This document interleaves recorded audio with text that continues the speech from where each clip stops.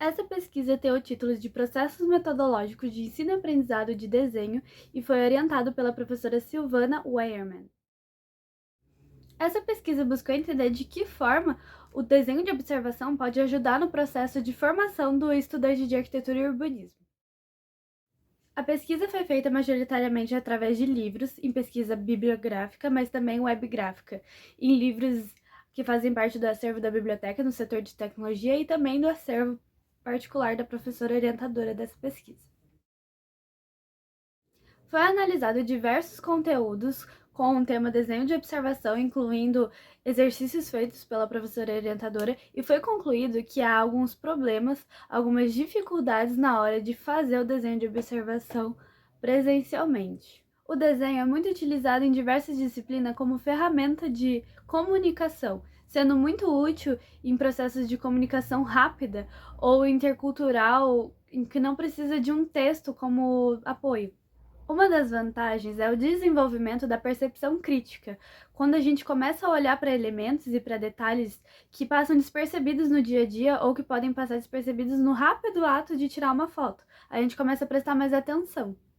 No livro Desenhando com o Lado Direito do Cérebro, a autora Beth Edwards incentiva a gente para olhar os desenhos infantis com um olhar crítico, mais analítico, menos julgador, para a gente conseguir entender e melhorar e ver a discrepância dos desenhos com o passar do tempo, a diferença e a evolução deles.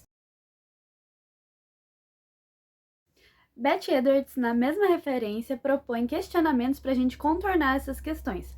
Por exemplo, a gente se perguntar onde inicia e onde termina essa curva, o quão profunda ela é, qual o tamanho desse ângulo em relação à borda do papel. O local do exercício foi a Praça 29 de Março, escolhido por efeito comparativo com o exercício feito pela professora orientadora na tese dela, o qual os alunos foram até essa praça e fizeram seus croquis de observação lá. As perspectivas escolhidas foram a partir das duas principais características da praça, que é o monumento, as placas de concreto em cima do espelho d'água e o pequeno túnel. Tendo escolhido as perspectivas, foi colocado papel em cima das paisagens para ver se tudo ia caber ali dentro, porque senão o desenho seria achatado. E aí foi começado os primeiros traços usando uma tesoura. As pontas da tesoura foram usadas para medição, para ver se as proporções estavam saindo corretamente. Caso essas proporções e perspectivas não tivessem sido respeitadas, poderia acontecer uma inadequação. Por exemplo, neste desenho, onde a gente consegue ver que o aluno não respeitou. Jim Leggett, no livro Desenho de Arquitetura, Técnicas e Atalhos que Usam a Tecnologia, na página 40, indica duas perguntas que a gente pode usar de fundamento e estrutura para a gente selecionar a melhor perspectiva para fazer o nosso desenho de observação. A primeira pergunta é a que distância eu estou da paisagem e que distância eu devo estar para ter a melhor vista. E a segunda é a que altura do solo eu devo estar. Somente com a execução adequada que as análises presenciais e posteriores servirão para uma compreensão e uma interpretação. Por exemplo, a relação de altura do monumento com a lixeira de madeira, que é uma lixeira comum do mobiliário urbano, ou, por exemplo, a distância da árvore encontrada no local, a espécie, que no caso é uma araucária que se encontra lá no fundo.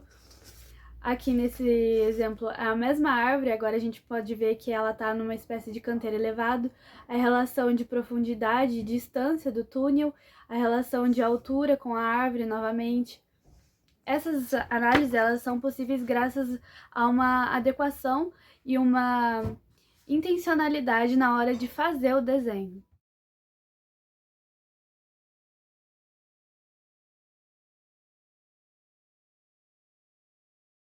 Como conclusão, a gente tem que o desenho de observação ainda é importante no cenário atual para estudantes de arquitetura e urbanismo, e que ele pode ser aprendido e aprimorado durante o tempo, mas que ele precisa ser feito de forma consciente para que ele seja usado posteriormente de forma crítica e analítica.